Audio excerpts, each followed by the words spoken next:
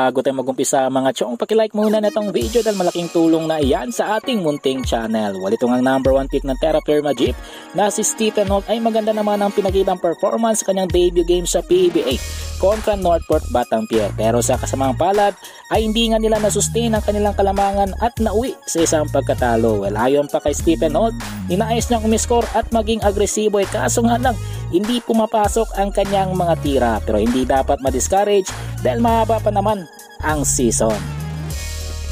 Ibang balita, punta naman tayo sa import ng TNT Tropang Giga na si Ronde Hollis Jefferson na magbabalik aksyon na sa PBA kasama ang kanyang kupunan. Well, ayon pa sa report, naka-fully recovered na itong si Jefferson sa kanyang sakit kaya naman inactivate na ito ng TNT management kung saan magde-debut ito ngayong Sabado kontra Converge Fiber Xers. Samantala ang replacement import naman ng TNT na si Quincy Miller ay magpo-focus ulit sa EASL. Well, panguli sa ating balita mga chong, patungkol naman kay Mikey Williams na na-terminate ang kontrata matapos ang love and hate relationship sa TNT management. Well, ayon pa sa report dahil na-terminate ang kontrata ni Mikey Williams ay malaki ang posibilidad na mababa nito sa PBA at hindi rin ito makakapaglaro sa mga FIBA sanction games dahil kailangan niya humingi ng clearance sa PBA at ang kanyang rights ay nasa TNT Tropang Giga pa rin. So ibig sabihin kawawa ngayon itong si Mikey Williams. Well mga chong, nandito na lang ang ating balitang PBA at syempre huwag kalimutan mag-subscribe at i-like itong video bilang